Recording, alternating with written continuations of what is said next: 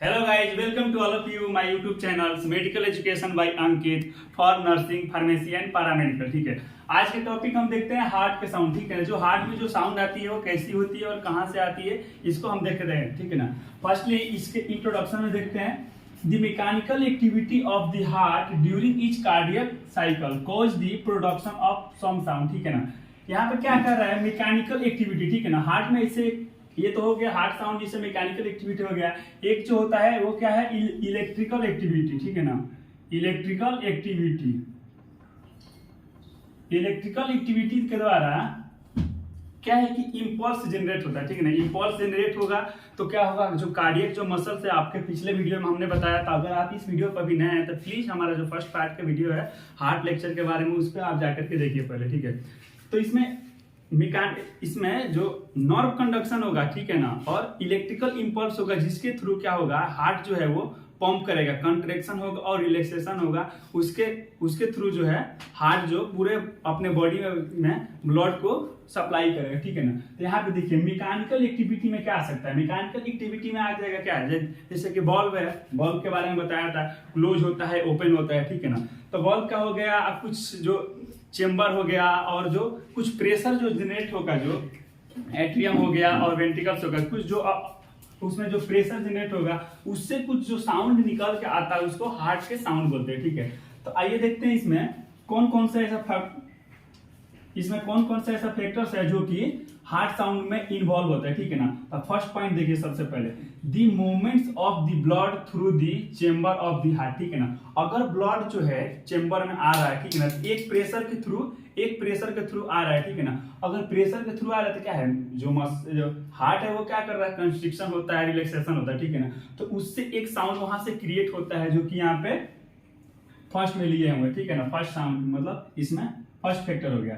Second factor क्या होगा, देखिए movement of the cardiac muscles. ठीक है ना, अगर हार्ट जो है अगर कंट्रैक्शन हो रहा है, रिलैक्सेशन हो रहा है, तो क्या होगा, उसमें मूवमेंट्स होगा, क्योंकि कंट्रैक्शन है, मान लीजिए हार्ट है, ठीक है ना, कंट्रैक्शन हो रहा है, रिलैक्सेशन हो गया, तो क्या होगा, जो निचले हिस्से के जो मसल्स है, मायोकार्डियम, जो वेंट्रिकल्स जिसको बोलते हैं, वो जब कंट्रैक्शन होगा तो क्या थोड़ा सा ऊपर जाएगा और रिलैक्सेशन में फिर थोड़ा सा नीचे आएगा। इसी के लिए वहां पे एक जो साउंड क्रिएट होगा, वहां पे वो movement of the cardiac muscles हो गया। ठीक है, देन थर्ड पॉइंट देखते हैं the movements of the valves of the heart. ठीक है ना, अब देखिए ब्लड जो एट्रियम में आता है तो एट्रियम के बाद जो वेंट्रिकुलस में जाता है। ठीक है, मान लीजिए ये क्या हो गया, ये अगर हम इसको मान लेते हैं सपोजिटिव वॉल्व हो गया। ठीक है ना, तो इसमें जब अगर ब्लड अगर एट्रियम में आ रहा है, ठीक है ना, तो ब्लड जब आएगा तो ये क्या आएगा, वॉल्व जो है ओपन है, ऐसे ओपन और क्लोज होते रहता है। ठीक है ना, तो यहां से जब क्लोज होता है तो वहां से भी एक साउंड क्रिएट होता है। क्लोज वॉल्व जब यहाँ पे क्लोज होगा तो वहां से भी एक साउंड क्रिएट होगा, वो भी इसके अंदर में डिस्कशन करेंगे। ठीक है ना, अब देखिए नोट्स में कुछ हम लोग देख रहे हैं। ठीक है, the study of heart sound has important diagnostic value in clinical practice. ठीक है ना, अगर मान लीजिए ये क्या है, देखिए movement of the chamber of the heart, ठीक है, कार्डियक मसल, ये सारा इसमें फैक्टर्स इन्वॉल्व हो रहा है। ठीक है ना, तो कहीं ना कहीं इसको अगर कोई भी क्लिनिकल कोई भी प्रॉब्लम है, ठीक है ना, हार्ट में क्लिनिकल प्रॉब्लम हो गया या कोई चेंबर में प्रॉब्लम हो गया या हार्ट बल्ब में अगर प्रॉब्लम हो गया, तो ये हार्ट साउंड को इसको जानना बहुत जरूरी है, ताकि हमको पता चल सके कि क्या प्रॉब्लम है। ठीक है ना, देखिए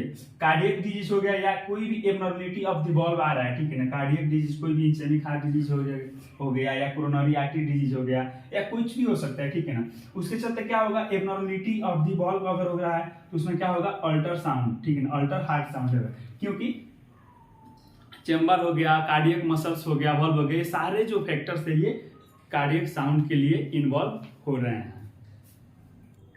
तो आइए नेक्स्ट पॉइंट देखते हैं। ठीक है ना, देयर आर 4 हार्ट साउंड। ठीक है ना, इसमें जो कार्डियक जो साउंड हम लोग पढ़ रहे हैं, इसमें 4 तरह का मेनली साउंड होता है। ठीक है, लेकिन मेनली सुपरफिशियल में लोग लॉब और डॉब के बारे में ही जानते हैं और इसके बारे में ही स्टडी करते हैं, लेकिन मैं आप लोगों को दो इसका जो साउंड है, मैं पूरा टोटल 4 साउंड बताऊंगा हार्ट के साउंड में। ठीक है ना, तो आइए फर्स्ट देखते हैं।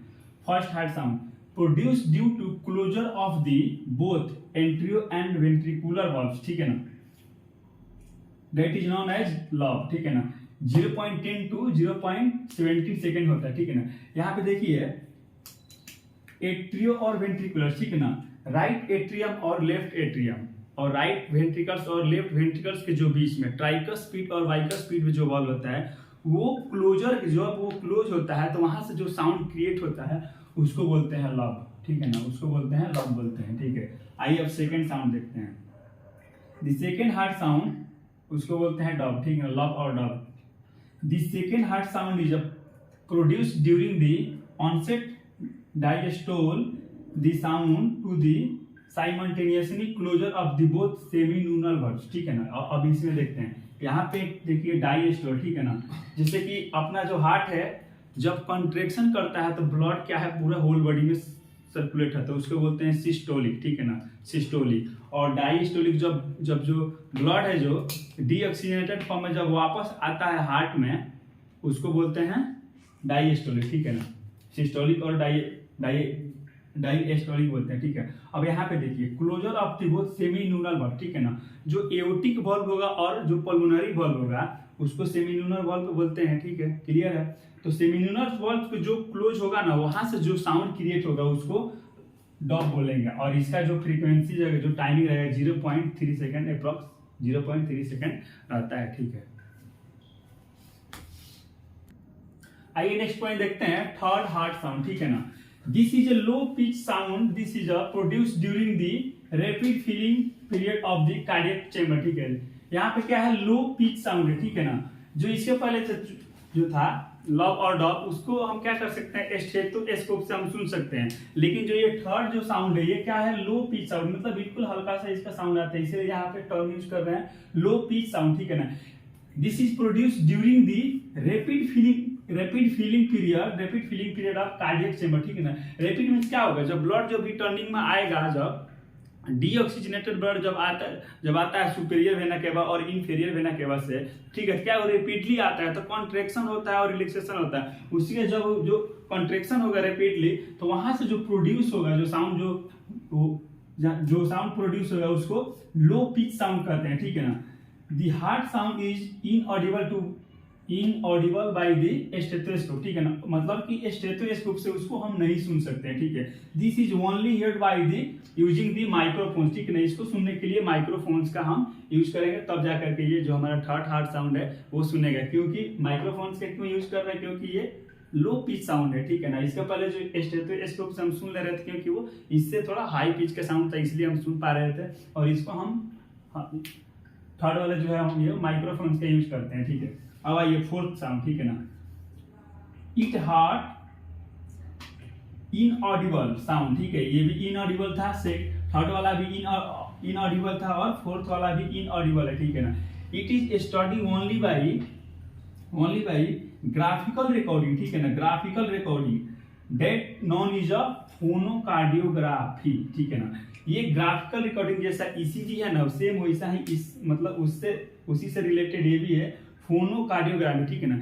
इसमें एक ग्राफ के जरिए हम देखते हैं कि मतलब कौन से चेंबर में क्या प्रॉब्लम है, हार्ट साउंड प्रॉपर क्यों नहीं आ रहे, उसमें बहुत सारा होता है, आर्टेरियल कंट्रैक्शन हो जाता है, वॉल्व का उसमें प्रॉब्लम आ जाता है, कितना होता है कि आर्टेरियल स्टेनोसिस होता है, मतलब कि कंस्ट्रिक्शन हो जाता है, एबनॉर्मल परमानेंट एबनॉर्मल कंस्ट्रिक्शन हो जाता है वॉल्व में, उसके चलते भी डिफरेंट टाइप्स की इसमें प्रॉब्लम होती है। उसको हार्ट को मेनली ये फोर्थ हार्ट साउंड अगर हमको मेजरमेंट करना है तो उसका हम फोनोकार्डियोग्राफी करते हैं, ठीक है ना।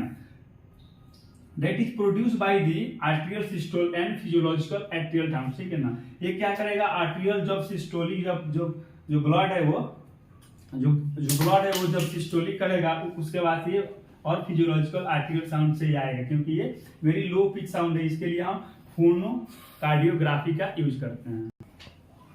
आइए इसमें देखते हैं एबनॉर्मल साउंड, ठीक है ना। अभी हम लोगों ने नॉर्मली जो हार्ट जो फंक्शन करता है उसका साउंड देखे, ठीक है ना।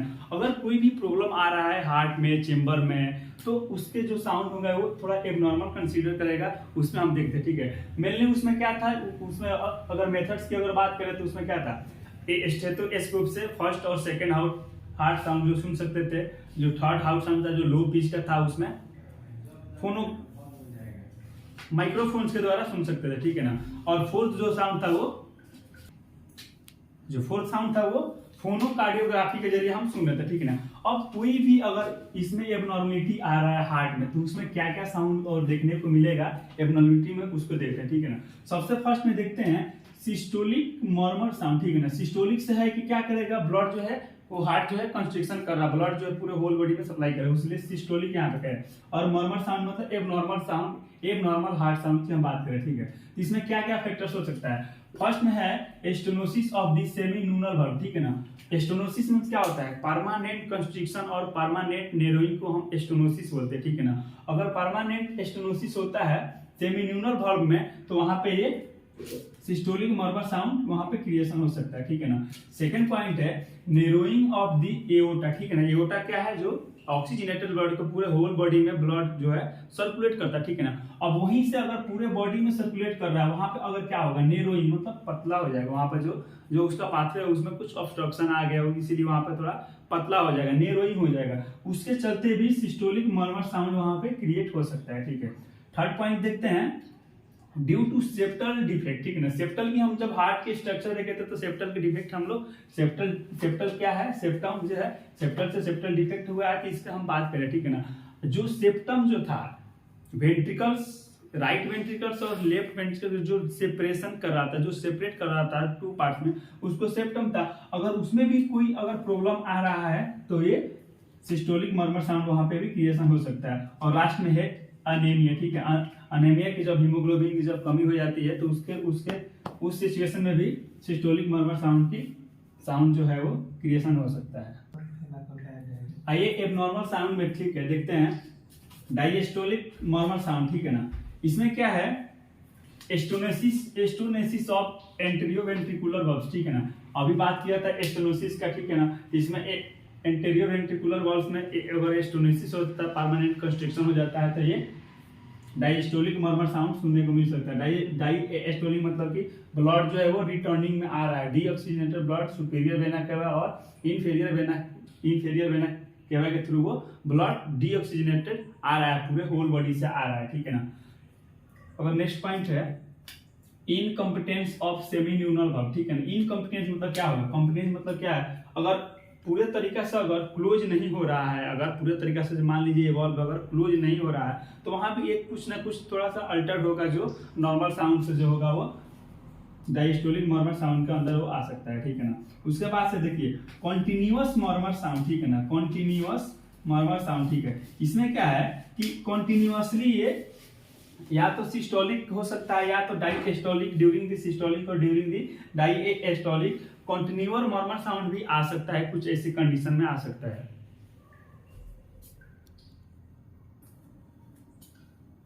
स्टार्ट है, हाँ, थोड़ा डायग्राम के थ्रू देखते हैं, ठीक है ना। इसमें क्या था, उसमें हम जब फर्स्ट में देखे थे तो क्या था कि रैपिड फीलिंग ऑफ चेंबर, ठीक है ना। मूवमेंट ऑफ चेंबर के द्वारा हो रहा था, ये जो वॉल्व है इसके क्लोजर के द्वारा हो सकता था, ठीक है। तो इसमें देखते हैं, मान लीजिए ये सुपेरियर वेना केवा और इंफीरियर वेना केवा से जो ब्लड आ रहा है काय में आएगा, राइट एट्रियम में आएगा, ठीक है। राइट एट्रियम में ब्लड आ गया। अब यहाँ पे क्या है, ट्राइकोस्पीड वाल्व है, तो यहाँ पे जब ब्लड आएगा तो प्रेशर जनरेट होगा, और प्रेशर जनरेट होगा तो क्या होगा, ये मान लीजिए अभी मेरा ये जो वाल्व है ये क्लोज है। जब यहाँ पे वाल्व जो पूरा ब्लड आएगा तो यहाँ पे ओपन होगा, ठीक है ना। और ब्लड जो है वो राइट वेंट्रिकल्स में आ जाएगा, फिर वो क्लोज होगा। तो जो यहाँ पे क्लोज हुआ जस्ट अभी, वहां से जो एक साउंड जो क्रिएट हो रहा है उसको हम लॉब बोल रहे थे, ठीक है ना। फर्स्ट ये हो गया, कॉन्सेप्ट हो गया। और दूसरा हुआ कि जब इतने फोर्सफुली से जब ब्लड आ रहा है चेंबर में तो वहां से भी कुछ ना कुछ साउंड जो क्रिएट होगा। और तीसरा था क्या है, कार्डियक मसल से, ठीक है ना। तो मान लीजिए ये कार्डियक मसल से, ठीक है। तो जब पंप करता है तो क्या करता है, ऐसे थोड़ा पंप करता है हार्ट जो है, तो हार्ट पंप करेगा तो क्या होगा, हार्ट मसल से कंट्रैक्शन हो रहा है और फिर रिलैक्सेशन हो रहा है। कंट्रैक्शन हो रहा है मतलब कि एओर्टा के थ्रू पूरे जो ब्लड जो है वो सर्कुलेट हो रहा है होल बॉडी में, ठीक है ना। और रिलैक्सेशन मतलब हो रहा है मतलब सुपीरियर वेना कवर और इंफीरियर वेना कवर से ब्लड जो आके वो हार्ट में फील हो रहा है, मतलब हार्ट में भर जा रहा है फील, ठीक है ना। उसके अकॉर्डिंग जो था वो साउंड क्रिएशन हो रहा था। आई थिंक कि जो मेरा वीडियो है वो अच्छा लगा होगा, आपको कुछ ना कुछ नॉलेज मिला होगा। अगर आपको अच्छा लगा तो लाइक कीजिए, शेयर कीजिए और अपने फ्रेंड्स को सब्सक्राइब करने के लिए बोलिए, और कमेंट जरूर कीजिए ताकि हमको फीडबैक मिल सके कितना मेरा अच्छा वीडियो है और कितना क्या इसमें मैं करेक्शन कर सकता हूँ। Thank you so much.